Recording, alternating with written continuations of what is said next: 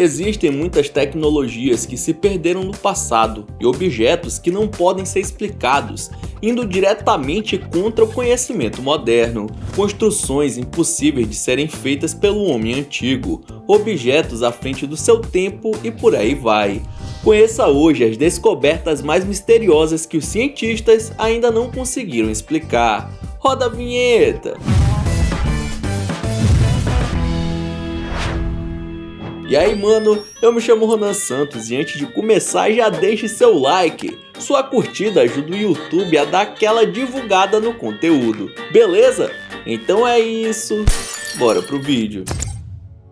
Pode parecer estranho pensar assim, mas alguns estudiosos acreditam que chegou a existir um robô voador há 4 séculos antes de Cristo. Há milhares de anos atrás, um filósofo grego chamado Arquitas de Tarinto teria projetado o primeiro objeto voador de autopropulsão, ou seja, que se mantinha sozinho no ar, o que ficou conhecido como pombo de Arquitas, mas que hoje poderíamos facilmente chamar de o primeiro drone do mundo.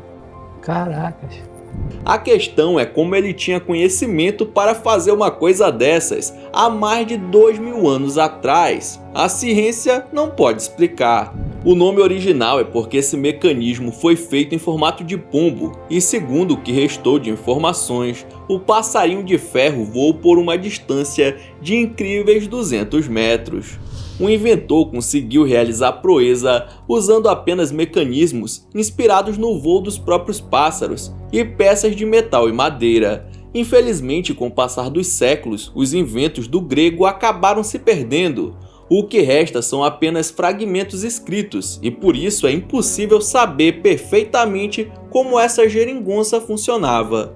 Por isso, Arquitas é considerado um dos fundadores da mecânica e o pai da robótica. Pois é, meus amiguinhos, um cara há 2000 anos atrás fez um robô capaz de voar, sem usar pilhas ou mecanismos eletrônicos. Acredite se quiser. Na hora de construir qualquer edifício, todos pensam em fazer a base primeiro e depois ir subindo a obra. Mas esse não foi o caso das igrejas de Lalibela, que simplesmente foram construídas de cima para baixo. Como assim? Não entendi. Na verdade, elas foram esculpidas em rochas gigantes que ficam na Etiópia e que hoje são consideradas patrimônio da humanidade. No total, são 11 igrejas, um mosteiro e diversas casas mortuárias, sendo que o Templo de São Jorge é o principal. Essas construções foram feitas no século VII, quando o rei de Lalibela ordenou que as escavações acontecessem, já que ele seria o herdeiro do reino de Salomão, que está descrito na Bíblia. Por mais que tenha informações da história por trás dessa maravilha da engenharia antiga, ninguém sabe dizer ao certo como foi que trabalhadores comuns conseguiram esculpir essa quantidade de igrejas perfeitamente retas e simétricas, sem nenhum defeito sequer, em uma rocha super dura e difícil de trabalhar, usando apenas ferramentas como formão e martelo. Estudiosos acham que foi usada uma tecnologia desconhecida, pois com esses objetos rústicos seria impossível fazer cortes tão simétricos e perfeitos. Alguns autores que estudaram a construção comentaram que parece que as rochas foram cortadas com um laser. A religião local fala do processo de construção desses templos. Segundo a sua crença, os homens trabalhavam pela manhã e à noite desciam anjos brilhantes do céu para terminar o serviço. É claro que muitos ufólogos desconfiam que esses anjos, na verdade, eram seres alienígenas. No México, mais especificamente no estado de Jalisco, existe algo que vem sendo estudado pelos últimos 80 anos, mas que ainda deixa muito cientista com a pulga atrás da orelha. Nas colinas de El Toro, foram encontrados sítios arqueológicos que possuem várias esculturas e pedras ornamentais com desenhos e formatos inexplicáveis. Os arqueólogos engajados em estudar diversas pedras afirmam que a maioria delas não possuem uma explicação plausível e nem o motivo pelo qual foram feitas. Existem cinzeiros, pratos, máscaras, muitas coisas, mas o que mais chama atenção é que praticamente todos os artefatos possuem desenhos alienígenas, imagens de planetas ou pior, existem as que estão em forma de nave espacial. Quem conseguiria explicar uma coisa dessas, já que são peças de milhares de anos atrás? Alguns também possuem símbolos que os especialistas acreditam ser uma língua desconhecida. Vários especialistas já tentaram descobrir o significado desses escritos, mas ninguém obteve sucesso.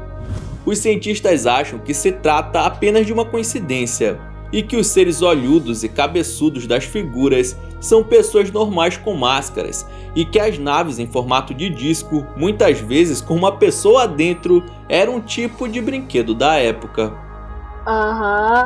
Sei. Em 1910, um disco dourado foi encontrado por um fazendeiro no pequeno distrito da Alemanha. O homem achou o objeto muito bonito, mas pensou que não tinha nenhuma serventia, então deu para o seu filho brincar. Anos mais tarde, um negociador de antiguidades visitou a casa dessa família para comprar máquinas antigas e encontrou o tal disco lá. Na hora ele fez uma oferta, comprou e depois revendeu para um grupo de pesquisadores. Depois disso, muitos estudos foram feitos com o objeto, que foi datado de 3.500 anos atrás. Mas o que impressiona não é sua idade. O artefato carrega alguns escritos que fazem dele o calendário astronômico mais antigo do mundo, contendo informações do espaço em que as pessoas da época não tinham como saber. Nele existem todos os planetas do Sistema Solar, o que seria impossível. Por exemplo, Urano só foi descoberto no século XVIII e Netuno apenas no XIX. Então como diacho esses dois planetas estavam nesse disco de mais de 3.000 anos atrás? Aí que tá o mistério. Seja lá quem tenha sido responsável por fazê-lo, tinha muito mais informações do que o restante das pessoas da época. Provavelmente alguém que conhecia o espaço como a palma da sua mão. Não é possível que exista só a gente nesta galáctica!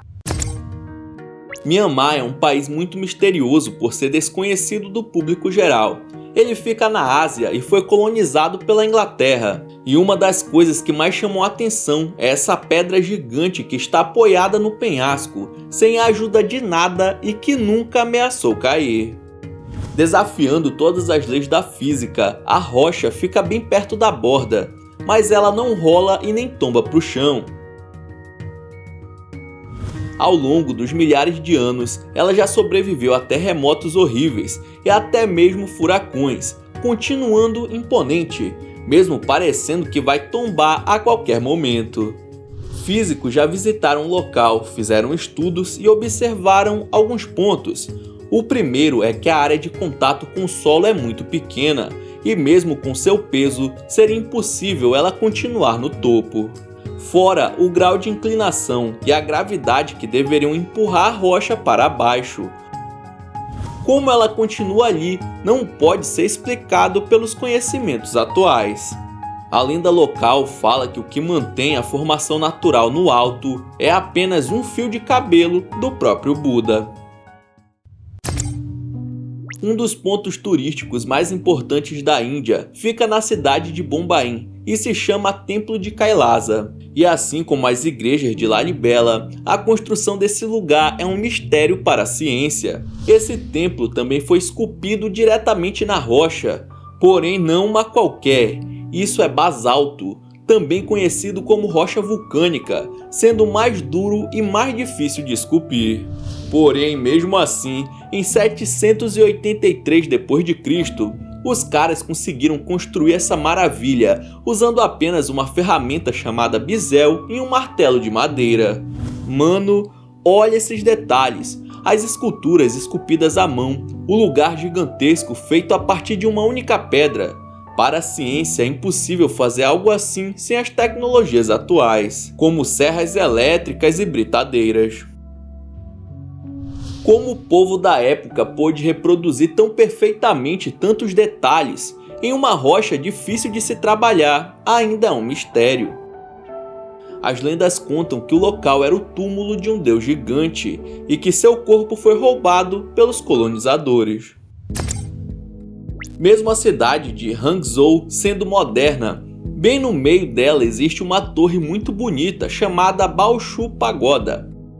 Historiadores afirmam que o monumento foi erguido 963 d.C., mais de 1000 anos atrás, e o que chama atenção é sua base pequena suportar 7 andares de maneira elegante e bem diferente dos prédios comuns. Porém, essa construção era ainda mais majestosa, quando foi erguida. Porém, após uma reforma ser feita em 1933, a torre perdeu cerca de 1/3 da sua altura total, ficando sem 2 andares. A coisa mais intrigante dessa torre é o fato de não existir escadaria interna para sair do solo e chegar até o topo, e isso faz uma dúvida surgir: como construíram os outros andares sem uma escada? Quem quiser subir precisa se arriscar escalando pelo lado de fora. Ave Maria! O templo de Pancharvana fica na Índia e foi construído há cerca de 2000 anos atrás, sendo erguido para contemplar o hinduísmo e funcionando até os dias de hoje, com milhares de religiosos aparecendo por lá toda semana. Apesar das cores bem bonitas do lado externo, o que mais chama atenção é algo que está do lado de dentro: uma pessoa andando de bike. Mas como seria possível ter referência a algo assim se a bicicleta é uma invenção de 200 anos, enquanto o templo está lá há 2 milênios? Esse tipo de coisa é conhecida como oparte, que significa um objeto fora do seu tempo. Será que algum viajante do tempo ajudou na construção desse lugar e resolveu deixar um easter egg para as futuras gerações? Será? Roma foi uma cidade que cresceu a ponto de terem que pensar em como levar água potável para as residências mais distantes. E é aí que entra os aquedutos romanos, que até hoje desafiam a engenharia, pois muito pouco se sabe sobre como eles tinham conhecimento dessa tecnologia há séculos atrás. Com muito investimento, essa civilização conseguiu transportar a água do rio Tibre através desses dutos que atravessavam o interior das montanhas ou eram sustentados por construções quando passavam por vales mais baixos. Às vezes o líquido era transportado por canos ou algo semelhante a isso, que nada mais era do que rochas com furos no meio, que podiam se estender ao longo de 90 quilômetros. Eles criaram um sistema de água corrente que abastecia fontes, banheiros públicos e domésticos, e tudo mais que você possa imaginar que tenha água no meio. O sistema tinha capacidade de abastecer 10 milhões de pessoas com água potável, que antes do consumo passava por um sistema de tratamento, retirando impurezas e purificando a água, deixando a mesma saudável e cristalina. Mano, imagine uma coisa dessas: água encanada em 312 a.C. Era só pegar o jarro e levar para casa. Quer dizer que os romanos tinham água saudável e abundante e ainda não pagavam nada por isso? Bom, mais ou menos. Existia uma taxa cobrada dos mais pobres, enquanto os ricos eram isentos. Pois é, as injustiças do mundo sempre ocorreram. Não é algo novo, seja aqui ou na Roma antiga. E mano, sabe mais o que é uma injustiça? Você assistir até aqui e não se inscrever no canal. É só clicar nesse botão vermelho aqui embaixo. Então é isso, muito obrigado por ter assistido até o final. Não esqueça de deixar seu like e se inscrever no canal. E aí na sua tela tem os últimos vídeos lançados pelo Almanac X que estão sensacionais. Veja um depois do outro que você dá uma força, beleza? Então é isso, até o próximo vídeo.